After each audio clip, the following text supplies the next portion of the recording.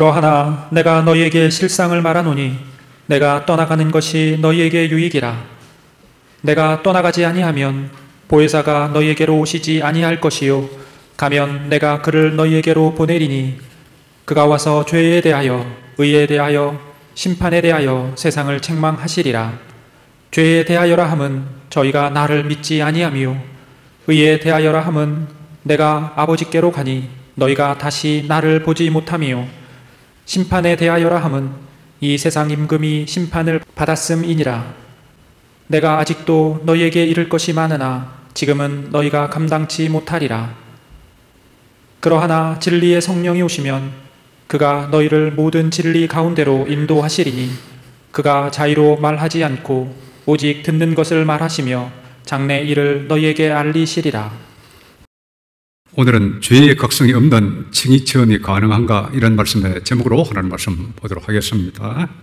최근에 값없이 우리 주님께서 우리의 믿음을 보시고 적시에 의롭다 해주신다는 놀라운 칭의 말씀을 전가하고 유튜브에 올렸습니다. 이 칭의 복음을 이렇게 전해주면 듣는 적시에 너무나 기뻐서 삶 전체가 변화되는 사람도 있고 또 무덤덤한 사람도 있습니다. 여러분들은 어느 쪽에 속하세요? 마르틴 루트라든지 존 웨슬리 같은 하나님의 사람들은 칭의 복음을 듣고 일생이 바뀌었습니다. 마르틴 루트가 이 이신칭의를 깨닫고 개신교가 시작됐습니다. 종교개혁. 또 존 웨슬리가 35살 무렵에 이신칭의를 깨닫고 영국 복음주의 부흥운동이 시작되고 감리교회가 시작됐습니다. 이신칭의의 이 말씀 때문에 엄청난 하나님의 역사가 일어났습니다. 왜 어떤 사람은 이신칭의의 복음을 들을 때 개인의 영혼뿐만 아니라 자기 국가와 세계의 역사를 변화시키는 그런 은혜를 체험하고 또 어떤 사람은 무덤덤할까? 이게 참 연구할 만한 주제 아닙니까? 여러분들은 대부분 아시겠습니다만 이 마르틴 루터는 이신칭의의 이 말씀을 깨닫기 전까지 자기 죄성 때문에 너무너무 고통을 겪고 기도를 했습니다. 아마 중세에 그 당시에 그 땅에 독일 땅에 살았던 아니면 지구상에 살았던 그 어떤 사람보다 자기 죄성 때문에 고민했던 사람이에요.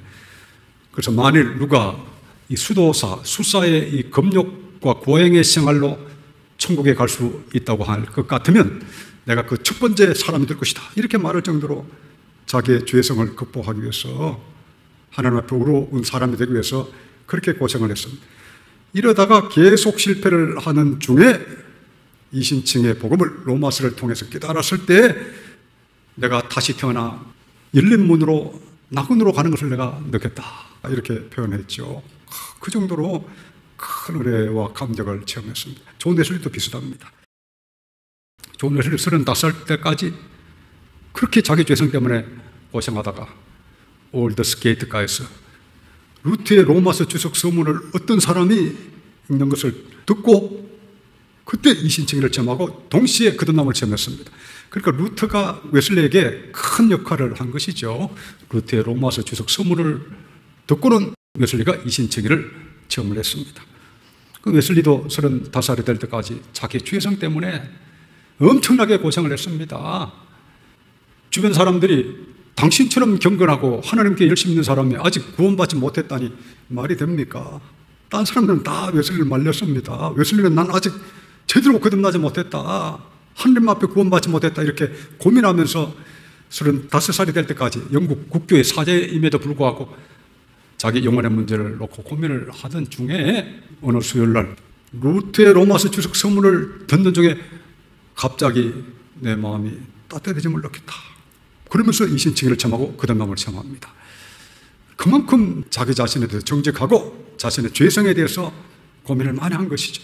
그러니까 어느 순간에 이신칭의 복음, 믿음으로 의롭다 하심을 주신다는 이 복음을 들을 때 그 영혼이 변화된 겁니다. 성령께서 그때 역사하신 것이요.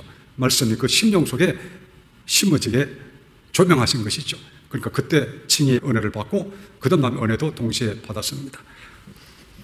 오늘날은 칭의 복음을 전할 때마다 항상 조심스러운 것이 오늘날은 주변에 보면 자기 죄성 때문에 고민하는 사람이 별로 없어요.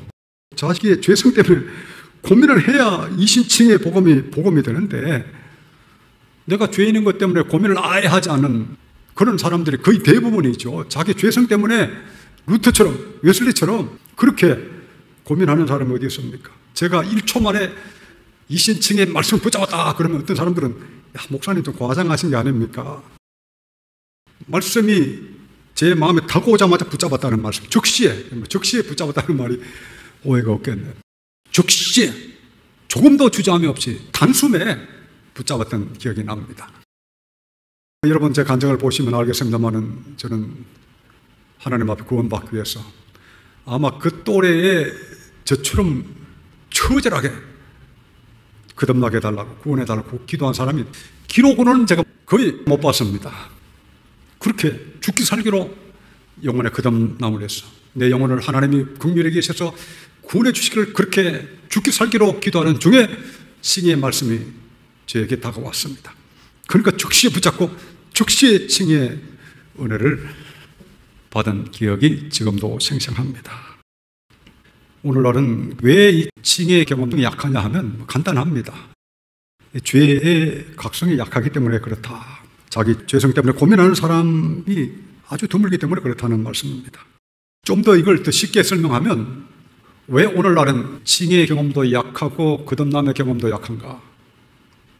하나님을 경외하는 마음, 두려워하는 마음이 없어요. 일단 하나님을 두려워해야 자기가 죄인인 걸 느끼죠. 첫째는 하나님을 두려워하는 마음이 없고, 둘째는 양심의 소리를 정말 제대로 듣는 사람이 드문 거예요. 그 하나님을 경외하고 하나님을 두려워하고 하나님이 내 심령 속에 새겨 두신 양심의 소리를 듣는 사람은 내가 죄인이라고 하는 걸 끊임없이 느낍니다. 대포소리보다 더 크게 날마다 칼로 찌르듯이 자기 양심을 찌르는 이 죄의 가시를 느낄 수밖에 없는 것이죠. 양심이 있다면 죄성을 느끼게 되어 있습니다. 그렇지 않습니까? 오늘날 사람들이 자기가 죄인이라고 인정합니까? 사람이 거듭나지 않으면 하나님 나라에 들어갈 수 없다 이야기해주면 콧방귀도 안 낍니다. 관심이 없어요. 사람이 물과 성령으로 나지 않으면 하나님 나라에 들어갈 수 없다. 복음이잖아요. 복음. 성령으로 거듭나면 나 같은 죄인도 하나님 나라에 들어갈 수 있다는 말씀이구나. 복음이죠. 복음. 복음이에요. 복음. 내가 거듭날 수 있구나. 거듭나면 내가 하나님 나라에 들어갈 수 있구나. 안 그래도 죄 때문에 힘들어 죽겠는데 성령 받으면 내가 거듭나게 되고 하나님 나라에 들어가게 되구나. 근데 오늘날 거듭남의 복음 전해주면 즐거워합니까? 콧방귀도 안 껴요. 관심이 없습니다. 왜 그렇습니까? 하나님을 첫째 경외하지 않습니다. 하나님을 두려워하는 마음이 없어요. 종말이 되어서. 그리고 양심의 소리를 안 듣습니다. 같은 이야기인데 하나님을 두려워하지 않기 때문에 양심의 소리를 안 듣는 것이죠. 오늘 이 시대가 이제 그런 시대입니다. 종말일수록 그런 시대가 되어 갑니다. 자, 오늘은 거룩한 칭의를 보면서 이 주제를 좀 더 자세하게 보겠습니다. 거룩한 칭의 34쪽을 보시길 바랍니다. 이 성경적 칭의 요약 보겠습니다. 칭의는 어떻게 주어집니까? 다음 장부터 자세하게 설명할 것이지만 우선 여기서 성경적 칭의가 주어지는 과정을 간단히 요약해 설명하겠습니다. 1. 칭의의 은혜를 주시기 전에 하나님께서는 먼저 인간이 하나님 앞에 영벌을 받기에 마땅한 죄인임을 깨닫게 하십니다. 예수님께서는 심령이 가난한 자가 천국을 얻게 된다고 말씀하셨습니다. 심령이 가난한 자는 복이 있나니 천국이 그들의 것이미요. 심령이 가난한 사람이 복이 있다는 것이 무슨 말씀입니까? 내가 얼마나 영적으로 죽어있고 죄가 많으며 하나님 앞에서 불쌍한 존재인가를 깨닫는 사람이 복이 있다는 말씀입니다. 리처드 백스터는 그리스도께 가기 위해서는 자신이 정죄받은 것을 깨달아야 한다고 강조했습니다. 먼저 자신에게 죄가 있다는 것과 정죄받은 상태에 있다는 것을 깨닫지 못한 사람이 어떻게 용서를 얻기 위하여 그리스도께로 갈 수 있다는 말입니까? 혹은 영적으로 자신이 죽어 있다는 것을 발견하지 못한 사람이 어떻게 생명을 얻기 위하여 그리스도께로 갈 수 있다는 말입니까? 예, 마태복음 5장 3절 보시면 심령이 가난한 자는 복이 있나니 천국이 그들의 것이며, 팔복 중에 첫 번째 복입니다. 산상수훈에 나오는 가장 먼저 주신 말씀이죠. 심령이 가난한 자는 복이 있나니 천국이 그들의 것이며. 이 심령이 가난한 사람이 복이 있다는 것이 무슨 말씀입니까? 내가 얼마나 영적으로 죽어있고 죄가 많으며 하나님 앞에서 불쌍한 존재인가를 깨닫는 사람이 복이 있다는 말씀입니다. 심령이 가난한 자가 복이 있다. 오늘날은 반대입니다. 반대. 자만하고 거만하고 교만하고 이런 시대죠. 심령이 가난한 자의 복 관심이 없어요. 자, 그 다음에 2번 보겠습니다. 2. 하나님께서는 우리 마음에 성령으로 빛을 비추어 주셔서 칭의의 복음을 마음으로 믿게 하십니다. 그리하여 위롭다 하심을 얻게 하십니다. 이것이 조명의 은혜입니다. 청교도 데이비드 클라크스는 성령의 조명에 대해 이렇게 설명했습니다. 지하 감옥에서 평생 동안 지내던 사람이 처음으로 태양을 보듯이 그리스도를 보게 됩니다. 어둠 속에 있던 사람에게 영광스러운 빛이 갑작스럽게 비추어지는 것과 같이 그리스도를 발견하게 됩니다. 예, 이것이 성령의 조명으로 신적인 믿음을 갖게 되는 그런 순간에 대한 내용입니다. 자, 오늘은 주의 각성 부분만 발췌해서 봅니다. 39쪽 보시면 제1부 칭의 이전에 오는 회개, 그리고 40쪽 보시면 1장 칭의 이전에 오는 회개, 주의 각성, 여기 보겠습니다. 요한이 잡힌 후 예수께서 갈릴리에 오셔서 하나님의 복음을 전파하여 이르시되 때가 찼고 하나님의 나라가 가까이 왔으니 회개하고 복음을 믿으라 하시더라. 칭의의 은혜를 얻기 전에 사람이 반드시 거쳐야 하는 단계가 있습니다. 그것은 자기 죄에 대한 각성입니다. 당신은 당신 자신의 영혼이 악하고 부패하고 병든 것 때문에 얼마나 스스로 가슴 아파해 보았습니까? 예, 당신은 당신 자신의 영혼이 악하고 부패하고 병든 것 때문에 얼마나 스스로 가슴 아파해 보았습니까? 이게 인간이라면, 양심을 가진 인간이라면 당연히 이렇게 해야 되는데 양심의 화인을 맞은 인간이 거의 대부분이기 때문에 이걸 안 합니다.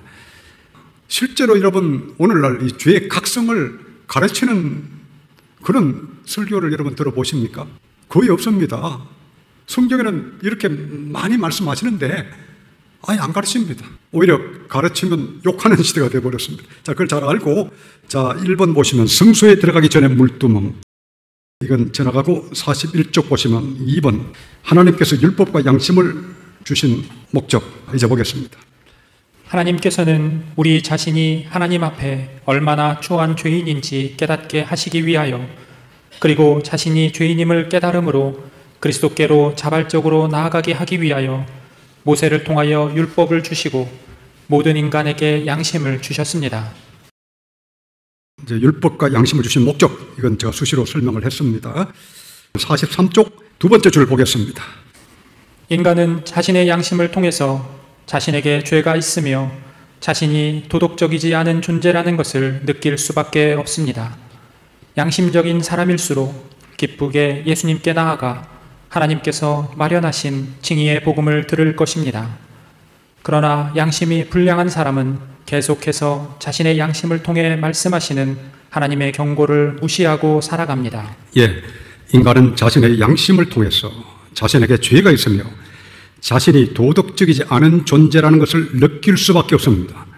그렇죠. 인간이 진짜 양심의 소리를 듣는다면 내가 얼마나 부족한 것인가, 내가 이 일에 죄를 저질렀구나, 내 죄가 이 정도구나, 정확하게 알 수 있습니다. 자기 죄성에 대해서. 오늘날은 후한무치라고 그러죠. 양심을 완전히 깔아뭉개고 철면피처럼 살아가는 그런 사람들이 활개치는 그런 시대, 짐승의 시대가 됐습니다. 짐승의 시대. 자, 3번을 보겠습니다.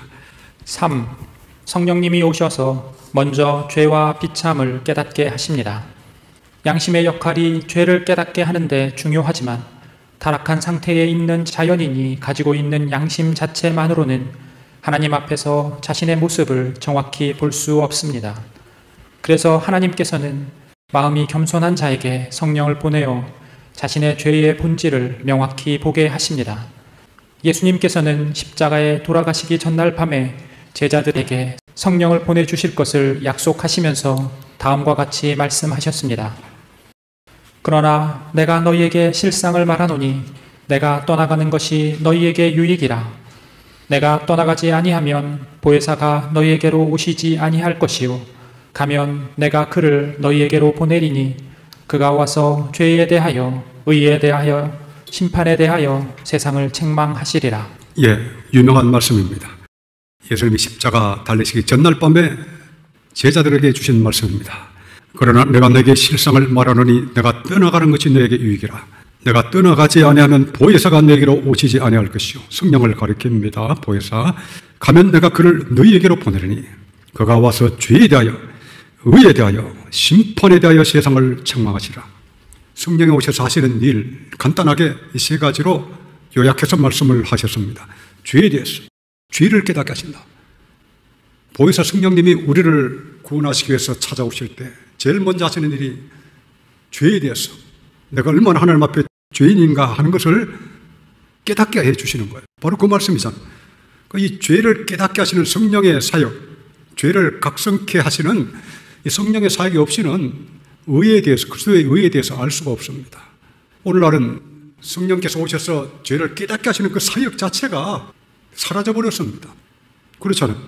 주변에 그런 은혜를 가르치거나 사모하는 그런 사람을 봅니까? 거의 볼 수 없는 시대가 되어버렸습니다. 성령님이 오셔서 이렇게 해주신다고 이렇게 분명히 말씀하시는데 관심이 없어요. 자, 그 다음에 보면 죄에 대하여 의에 대하여 그리스도의 의, 주님의 놀라운 의, 우리에게 값없이 주시는 이 칭의 은혜에 대해서 말씀합니다. 심판에 대하여 사탄 마귀가 예수님의 십자가로 말미암아 이제 심판을 받게 된다, 이 말씀입니다. 심판에 대하여 세상을 책망하시라. 책망하신다는 말이 깨닫게 하신다, 이런 뜻입니다. 자, 그 다음 내용을 보겠습니다. 성령께서 오실 때 가장 먼저 우리 자신의 죄에 대해서 명확히 깨닫게 하십니다. 칼뱅은 경건한 자들은 복음 전도를 통해 성령으로 조명되기 시작하자마자 그리스도 없이 살았던 자신의 과거의 모든 삶이 정죄를 받아 마땅하다는 것을 기꺼이 인정한다라고 썼습니다. 예, 장칼뱅, 우리 장로교의 창시자 칼뱅이 이렇게 가르쳤습니다.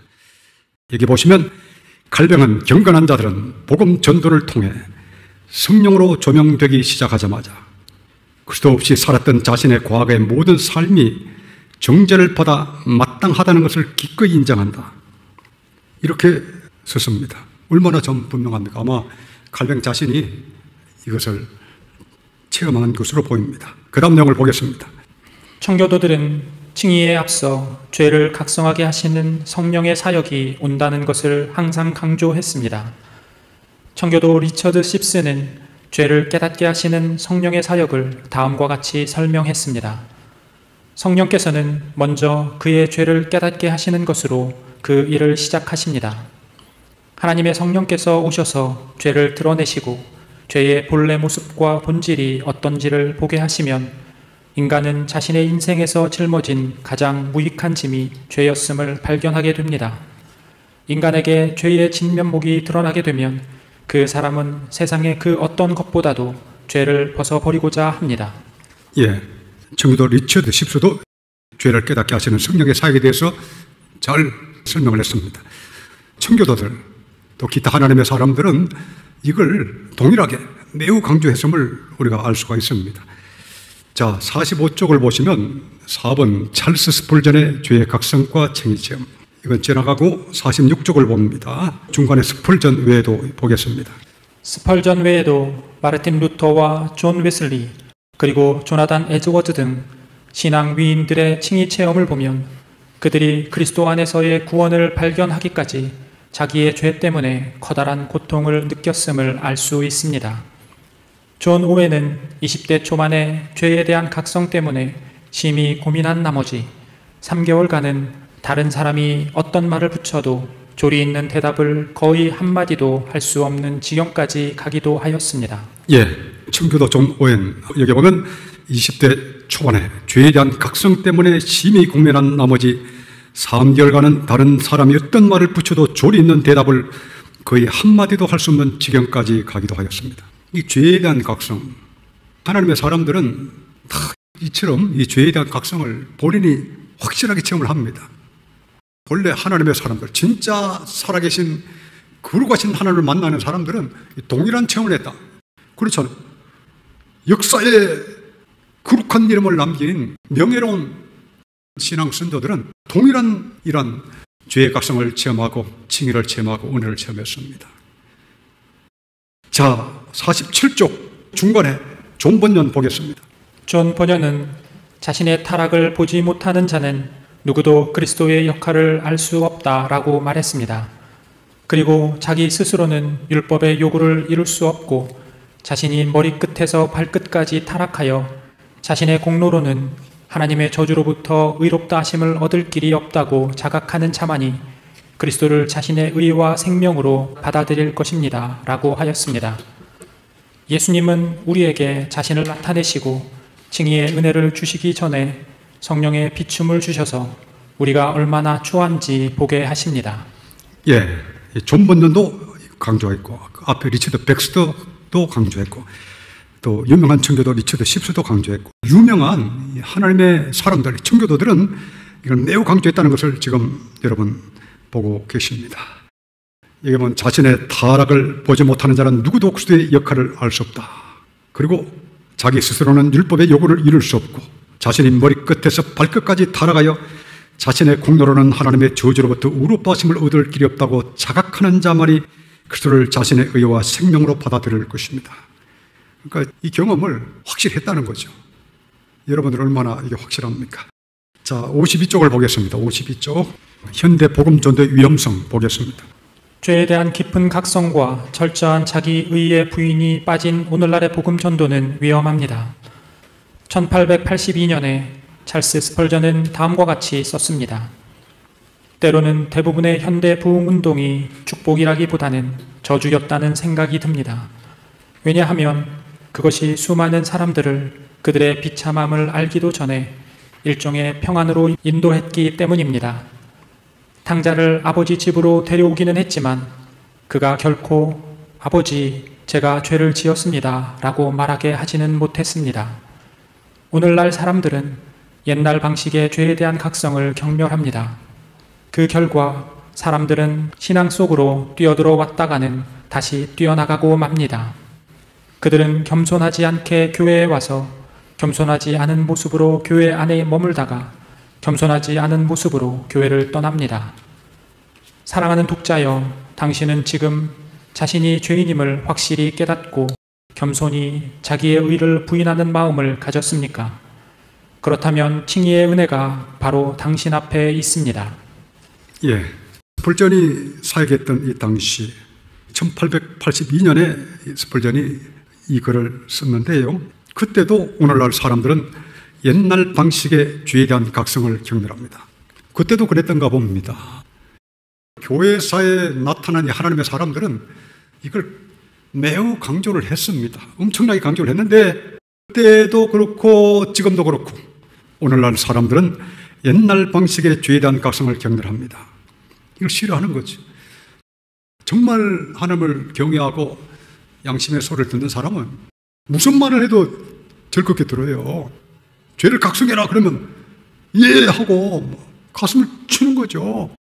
무슨 말을 해도 즐겁게 듣습니다. 성령으로 거듭나라 그러면 예 하고 빨리 성령을 주옵소서 이렇게 하죠. 그리고 성령 받았으면 성령에 따라 살고 죄를 이기는 삶을 살라 그러면 하나님을 경외하는 사람이라면 당연히 예 이렇게 하죠.